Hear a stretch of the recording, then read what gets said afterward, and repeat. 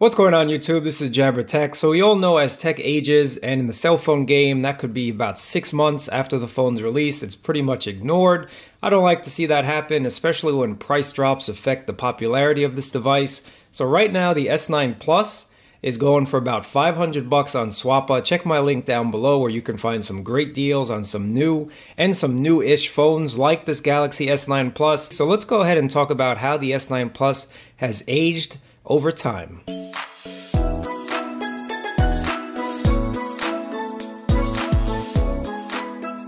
I've been using this S9 Plus on the T-Mobile network since launch, and I have to say my experience to this day, I guess we're about 7 months later, has been absolutely pleasurable. This phone is still a joy to use even all this time later. Yes, I am making fun all this time later, but you know how it goes, guys. The minute a phone's released, there's a ton of hype, and then you really don't know if you should buy it or not, especially with all the pricing discounts. So you can get this at your carrier for a really good discount, or like I mentioned, if you check Swappa, you can get it at even a better discount. But at the $500 price range, this is definitely still one of the best phones you can get. So maybe you're thinking about upgrading and you don't like those $1,000 price tags that these new flagships are commanding. Trust me, I'm with you on that. The prices are just too high, really too high. And as a device ages, you'll get some really nice discounts with it. At 500 bucks, this is basically half of what the Note 9 is costing right now. So really, should you buy this over the OnePlus 6T or any other mid-range phone that's out in the market today that might be a little bit newer? Samsung has the best screens on the market. No one can deny that this screen is just super crisp and super clear, and you really are not going to get a better experience on a mid-ranger phone at this price point. So whether you're watching Netflix, whether you're watching YouTube, this screen is not going to disappoint. Another reason why you might be considering these older phones still have the headphone jack. A lot of the new phones coming out do not have this headphone jack, and for a lot of people that is a big deal. For myself personally, it is a big deal. I still like wired headphones. I think you can't get the sound quality that you get from wired headphones on a Bluetooth headset. At least I have not found any that match the quality of a wire.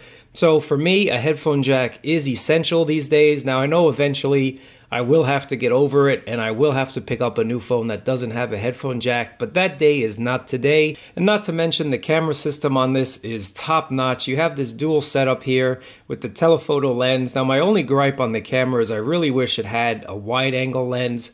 I'm more of a wide angle type of shooter. I don't really like telephoto. I don't take a ton of portraits. But for those of you that do take portraits or you like to zoom in a lot, this is definitely going to help you out with that. But again, in any situation, this camera has been a pleasure to use. I have not had any shots where I thought this camera was absolute garbage, because it hasn't been. It's been an absolute pleasure to use. And now that we're on the back, you do have a fingerprint scanner mounted here. So just trust me when I tell you, you will smudge up this lens, but thankfully this is the secondary telephoto, so you won't really mess up your primary lens, and you do get used to it.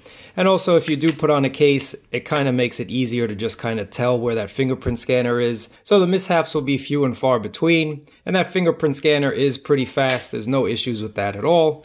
Next thing I want to mention that you might consider when buying a used phone or an older phone is battery life. But to this day, I can still say that I make it through the entire day, even with heavy usage. Now, everyone's usage is different, but what I call heavy usage is going on the gram a lot, going on the web, watching some videos, of course streaming music probably for about 5 hours out of the day, and I can totally make it through one day, if not a day and a half, if I use it a little bit on the lighter side. But if you do run out of battery, you have the quick charge on the bottom, so you can top up in about 15 minutes and get yourself enough juice to make it through the rest of the day.